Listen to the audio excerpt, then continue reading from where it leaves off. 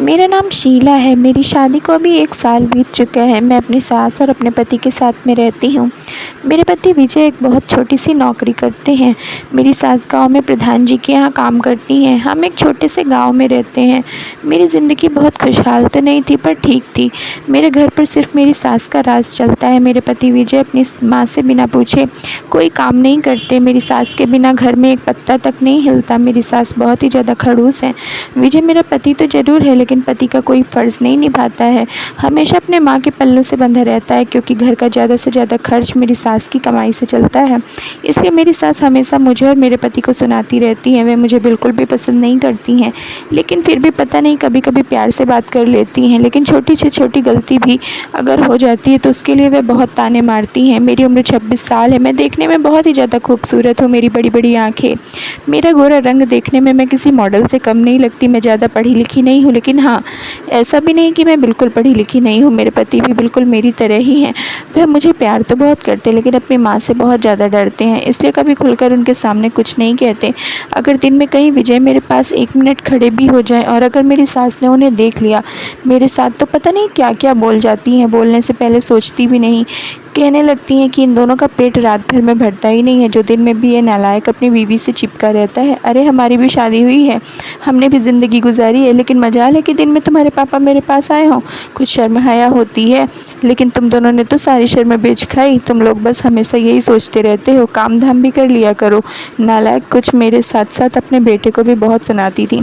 उनका स्वभाव ही शायद ऐसा है। ये सोचकर कभी मैं उनको जवाब नहीं देती थी। मुझे उनसे बहुत डर भी लगता था, इसलिए कभी मैं उनके सामने बोल नहीं पाती थी। एक दिन मेरी सास काम से आई तो उनके साथ में कोई एक आदमी भी आया। उसकी उम्र लगभग 35 साल होगी। मेरी सास के चेहरे पर बहुत अच्छी मुस्कुराहट थी, बहुत ज़्यादा खुश लग रही थी। वह आदमी ने बहुत ही अच्छे कपड़े पहन रखे थे, लग रहा था कि बहुत अमीर है, लेकिन आज से पहले मैं उससे कभी नहीं मिली थी। मेरी सास कहने लगी कि बहू, तुम खड़ी क्यों हो? अमन बाबू आए हैं, उनके लिए पानी ले आओ ज़रा। मैंने कहा, जी माँ जी, मैं अभी लेकर आती हूँ। मैं पानी लाकर उनको दिया। जब मैं पानी उनको दे रही थी तो उन्होंने पानी लेते वक्त मेरा हाथ पकड़ लिया, और माँ भी वहीं बगल में बैठी थी। और वह आदमी मुझे बहुत गंदी नज़रों से घूर रहा था। उसकी नीयत मुझे कुछ ठीक नहीं लग रही थी। ऐसा लग रहा था कि मेरी सास का भी इसको कोई डर नहीं है। मैंने हाथ छुड़ा लिया, उसके बाद में वहीं पर खड़ी हो गई। मेरी सास कहने लगी, ये अमन बाबू हैं, यहाँ के प्रधान हैं, इसे नमस्ते करो, कि ये भी सिखाना पड़ेगा तुमको। मैंने उसे नमस्ते किया। वह आदमी मेरी सास से बहुत ही मीठी मीठी बातें कर रहा था। मेरी सास भी उसकी हाँ में हाँ मिला रही थी और उसके साथ में बहुत खुश लग रही थी। थोड़ी देर में वह चला गया। मेरी सास उसको रोक रही थी, लेकिन उसको ज़रूरी काम था। अगले दिन मेरी सास फिर से उस घर लेकर आ गई, लेकिन इस बार तो वह नाश्ता पानी करके गया। इस बार भी जब आया था तो मुझे घूर रहा था ऊपर से नीचे तक। मुझे उसकी हरकत बिल्कुल भी ठीक नहीं लग रही थी। मैं सोच ही रही थी कि अपने सास से इस बारे में बात करूंगी। मैं उनसे बात करने गई तो मेरी सास ने बहुत ही चिल्लाते हुए कहा कि चाय पिला दे मुझे। चाय कब पिलाएगी? मुझे चाय पीनी है। मैंने कहा, माँ जी, चाय बनाकर लाती हूँ, आप बस 5 मिनट रुक जाइए। जब मैं चाय बनाकर लेकर आई, माँ जी ने चाय मुँह से लगाई और तुरंत चाय की कप फेंक दी और बहुत ही चिल्ला के कहने लगी, यह कैसी चाय बनाई है तूने? आखिर शादी क्या है? तो इतना टाइम हो गया है शादी को और अभी तुझे खाना बनाना, चाय बनाना नहीं आया? मैंने बहुत डरते हुए अपने सास से कहा, क्या बात है माँ जी, मैं तो रोज़ जैसे चाय बनाती हूँ वैसे ही बनाया। मैंने इतने में ही वह और भड़क गई कि मुझसे ज़ुबान लड़ा रही है, तुझे दोबारा चाय बना कर ला। मैंने उनको दोबारा से चाय बना कर दी, लेकिन इस बार मेरी हिम्मत नहीं हो रही थी कि मैं उनसे कोई बात करूँ, क्योंकि वह बहुत ज़्यादा गुस्से में थी। ऐसे ही 2-4 दिन बीत गया। उसके बाद एक दिन मेरे पति और मेरी सास पूरे दिन के लिए कहीं बाहर गए थे। उस दिन मैं घर पर अकेली थी। मैं अपना काम कर रही थी, अलमारी में कपड़े रख रही थी कि मुझे पीछे से आकर किसी ने पकड़ लिया, मेरी कमर में हाथ डाल दिया। मैं बहुत डर गई। जब मैं पीछे मुड़ी तो वे अमन बाबू थे। जैसे ही मैं पीछे मुड़ी थी, उन्होंने मुझे कस के अपनी बाहों में भर लिया। मैं उनसे कहने लगी कि क्या बदतमीज़ी है, छोड़िए मुझे। वे कहने लगे, अरे शीला, नाटक बंद करो यार, मैं जानता हूँ कि तुम भी मुझे पसंद करती हो। मैंने कहा कि क्या बकवास कर रहे हो तुम, और छोड़ो मुझे। वह मुझे छोड़ ही नहीं रहा था। उसका चेहरा मेरे चेहरे के पास था, मुझे बहुत ही अश्लील नज़रों से देख रहा था, लेकिन मैं खुद को उससे छुड़ा नहीं पा रही थी, क्योंकि मेरी ताकत उससे बहुत ही कम है। जब तक वह नहीं छोड़ेगा तब तक मैं खुद को उससे नहीं छुड़ा पाऊंगी। मैं उससे बहुत कहा छोड़ने के लिए, पर वह मुझे नहीं छोड़ रहा था। कह रहा था कि शीला, जब से मैं तुम्हें देखा है तब से मैं तुम्हारा दीवाना हो चुका हूँ। एक एक रात में कैसे काटता हूँ मैं जानता हूँ तुम्हारे बिना। अब मुझसे रहा नहीं जा रहा है। तुम्हारी खूबसूरती देखकर मैं पागल हो चुका हूँ। थोड़ा सा प्यार मुझे भी दे दो। उसकी आवाज़ में एक नशा था, मदहोशी थी। उसने मुझे अपनी बाहों में जकड़ कर ही रखा था कि मेरी सास आ गई और उसने मुझे छोड़ दिया। बहुत ही प्यार से मेरी सास से नमस्ते किया। मेरी सास भी बहुत ही प्यार से उससे बात की और वह तुरंत वहाँ से निकल गया। जैसे वहाँ से गया, मेरी सास के चेहरे पर गुस्सा आ गया। मैं उसे बोलने ही जा रही थी कि माँ जी, आप अमन बाबू का यहाँ से आना जाना बंद करा दें। उनकी हरकतें बहुत ही ख़राब हैं। उनकी नीयत मुझे लेकर ठीक नहीं है। जैसे ही मैंने ये बात बोली, वैसे मेरी सास मुझे कहने लगी, कल मोहित, तुझे बिल्कुल भी शर्म नहीं आती? तूने उनको अपने जाल में फंसा लिया है। जब वह आते हैं तो इतना मटक मटक की तरह कि उनके सामने बात करने की क्या ज़रूरत है? माँ के मुँह से यह बात सुनकर मैं हैरान थी। मैंने उनसे कहा, माँ जी, आप कैसी बातें कर रही हैं? मैं तो उनसे कभी बोलती भी नहीं हूँ। उस दिन आपने उनसे नमस्ते करने के लिए कहा था, तभी मैंने बोला था। उसके बाद तो मैं उनसे कभी कुछ नहीं कहा। मेरी सास कहने लगी, अब ज़्यादा नाटक करने की ज़रूरत नहीं है। देखा है मैंने अपनी आंखों से, कोई मर्द ऐसे ही आकर तुझसे लिपट जाएगा ना। मुझे ज़्यादा सिखा मत, मैंने भी दुनिया देखी है। माँ जी ने मुझे बिल्कुल भी नहीं समझा, बल्कि उन्होंने मुझे उल्टा सुनाया और मुझे पता नहीं क्या क्या कहा। उन्होंने पूरी तरीके से मुझे गलत मान लिया। मैंने सोचा कि मैं अपने पति विजय से बात करती हूँ, लेकिन फिर सोचने लगी, वह तो पूरी तरीके से अपनी माँ के कहने पर चलते हैं। उनसे कहना ना कहना दोनों बराबर है। जितना उनकी माँ ने कह दिया बस उतना ही मान लेंगे। मैं चुप बैठ गई, मैंने कुछ नहीं कहा। अगले दिन दोपहर में मैं घर के बाहर कपड़े सुखाने के लिए डालने गई थी, तो वहाँ पर मेरे पास एक औरत आई। वे कहने लगी, तुम ही हो शीला? मैंने कहा, जी मैं ही हूँ। लेकिन आप कौन है? वे कहने लगी, मैं कौन हूँ यह जानकर तुम क्या करोगी? मैं बस तुमसे मिलने आई थी, तुम्हें देखने आई थी। मुझे उसकी बातें कुछ समझ में नहीं आ रही थी कि आखिर वे क्या कह रही है। मैंने उसे साफ साफ पूछा, आप कहना क्या चाहती हैं? वे कहने लगी कि मैं उस औरत को देखने आई थी जिसके लिए मेरे पति ने मुझे छोड़ा है। आखिर में वह दिखती कैसी है, कितनी खूबसूरत है। मैंने कहा, आपका दिमाग तो नहीं ख़राब हो गया? आप ये क्या बोल रही हैं? मैं तो आपको जानती तक नहीं, और आप क्या बोल रही हैं? मुझे कुछ समझ में नहीं आ रहा। तब उसने बताया कि वह सुमन है और वह अमन बाबू की बीवी है। और उसके बाद जो उसने मुझसे कहा, वह सुनकर मेरे पैरों तले से ज़मीन निकल गई। उसने मुझसे कहा, तो इसका मतलब तुम्हें कुछ भी नहीं पता है? तुम इस बात से अनजान हो? मैं उससे पूछा, कौन सी बात से मैं अनजान हूँ? तब वे कहने लगी कि तुम्हारी वजह से मेरे पति ने मुझे घर से बाहर निकाल दिया है। उन्होंने मुझे अपनी ज़िंदगी से निकाल दिया है। उनका मुझसे मन भर चुका है और उनके सामने मैं कुछ कर नहीं सकती।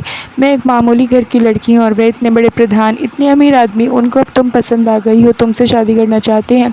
इसलिए मैं तुम्हें देखने चली आई थी कि तुम कितनी खूबसूरत हो।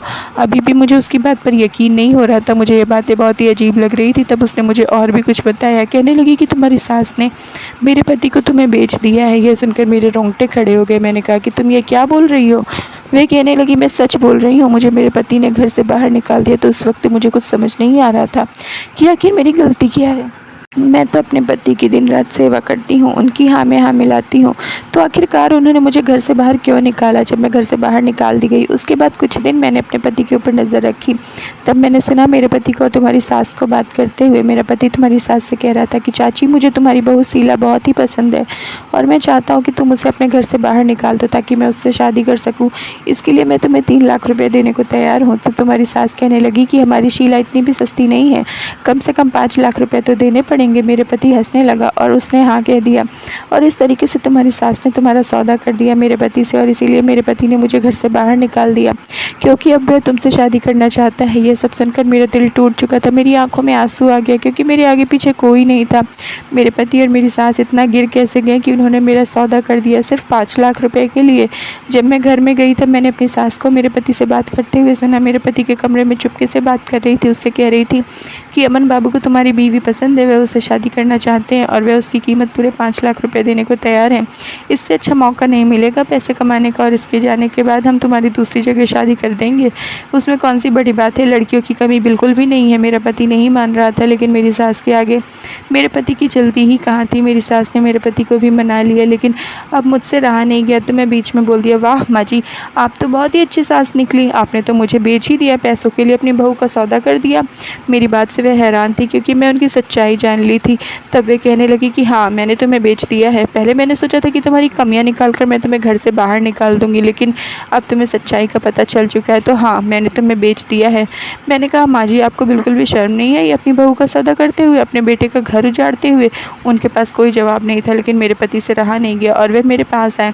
मैं गुस्से में उन्हें थप्पड़ मार दिया क्योंकि उनका भी मन बदल चुका था। वह भी लालच में आ गए थे, पैसों के लालच और माँ के बहकावे में फंस चुके थे। लेकिन अब मैं बर्दाश्त नहीं करूँगी। मैंने उनसे कहा, कहा मैं आप दोनों की पुलिस में रिपोर्ट लिखवाऊंगी। अगर आप लोगों ने मुझे घर से बाहर निकालने के बारे में सोचा भी तो मेरी सास ने भी मुझे इस बात पर थप्पड़ मारा और मेरी सास ने मुझे बहुत मारा और मुझे घर से बाहर निकाल दिया कि जा तुझे कंप्लेन करनी है कर दे जाकर, अपनी शक्ल मत दिखाना यहाँ पर। घर से बाहर निकाल कर उन्होंने मेरे मुँह पर दरवाज़ा बंद कर दिया। अब मैं रोते हुए जा रही थी। कुछ दूरी पर मैं चली की कार खड़ी थी और उसमें से अमन बाबू निकले और उन्होंने मुझे पकड़ लिया और फिर से मुझे अपनी बाहों में भर लिया। वह जगह बहुत सुनसान थी, वहाँ पर कोई नहीं था। वह बोले शीला जो भी हुआ सब भूल जाओ, मैं तुम्हें एकदम रानी बना कर रखूँगा, किसी चीज़ की कोई कमी नहीं होने दूँगा। तुम उस नरक में कहाँ मर रही हो, मैं तुमसे शादी करना चाहता हूँ, मेरा इतना बड़ा घर है, रानी बनकर ऐश करोगी तुम। मैंने उससे कहा मुझे छोड़ दे, तूने सोच भी कैसे लिया कि मैं तेरे साथ शादी करूँगी, तेरा ये सपना कभी सच नहीं होगा। लेकिन वह नहीं मान रहा था। उसने ज़बरदस्ती मुझे खींचकर अपनी कार में बिठा लिया और अपने घर लेकर चला गया।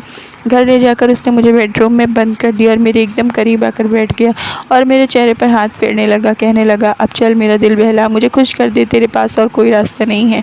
तेरी सास और तेरा पति दोनों ने ही तेरा साथ छोड़ दिया है और अब कोई नहीं आएगा तुझे बचाने। तेरे पास दो रास्ते हैं, या तो खुद से मान या तो मैं ज़बरदस्ती करूँगा, और मैं तुझे अपनी रानी बनाकर रखना चाहता हूँ, इसलिए तेरे साथ ज़बरदस्ती नहीं करना चाहता। मैं उसे फिर मना कर दिया। मैंने कहा मैं कभी इस चीज़ के लिए तैयार नहीं होंगी, मुझे जाने दो यहाँ से। वह मेरे साथ ज़बरदस्ती करने लगा। मैं खुद को छुड़ाने की बहुत कोशिश की लेकिन वह नहीं छोड़ रहा था। खुद को उससे बचाने के चक्कर में मैंने बहुत ज़ोर से उसके हाथ पर काट लिया। उसको बहुत दर्द होने लगा तो उसको पकड़कर बैठ गया और इस समय मैं दरवाज़ा खोलकर उसके घर से भाग गई और वहाँ से जाकर मैं सीधा पुलिस स्टेशन पहुँच गई। और वहाँ पर जाने के बाद मैंने सारी बात पुलिस को बताई। मुझे पता था कि इतने अमीर आदमी के बारे में जब मैं कुछ कहूँगी तो कोई नहीं मानेगा क्योंकि मेरे पास कोई सबूत नहीं था। लेकिन उस आदमी की बीवी जो मेरे पास आई थी वह मेरा साथ देने को तैयार थी। उसने मेरे साइड से पुलिस को सारा बयान दिया और पुलिस मान गई और सीधा अमन के पास गई। पुलिस ने मेरी सास और मेरे पति और अमन को पकड़ लिया। अगर हम बहुत ज़्यादा साधारण हैं, बहुत ज़्यादा सिंपल हैं, हम छोटी छोटी बात सह लेते हैं, उस पर कभी कुछ कहते नहीं हैं, लेकिन कभी कभी ज़िंदगी में इतने बड़े बड़े हादसे होते हैं, अगर उन पर हमने कोई आवाज़ नहीं उठाई तो हमारा नामो निशान ख़त्म हो जाएगा। इसलिए हम कितने भी सरल स्वभाव के हों लेकिन जब वक्त आए तो हमें अपने लिए लड़ना ज़रूर चाहिए, क्योंकि जो इंसान खुद का साथ नहीं देता है उसका साथ कोई नहीं देता। मुसीबत कितनी भी बड़ी क्यों ना हो, कभी हार नहीं माननी चाहिए। हर मुसीबत को सुलझाने का कोई ना कोई रास्ता ज़रूर होता है। थैंक यू फ्रेंड्स, उम्मीद करती हूँ आप लोगों को स्टोरी पसंद आई होगी, तो प्लीज़ जल्दी से लाइक कर दीजिए। चैनल पर नए हैं तो सब्सक्राइब कर लीजिए और अपनी राय हमें कमेंट बॉक्स में ज़रूर दीजिए।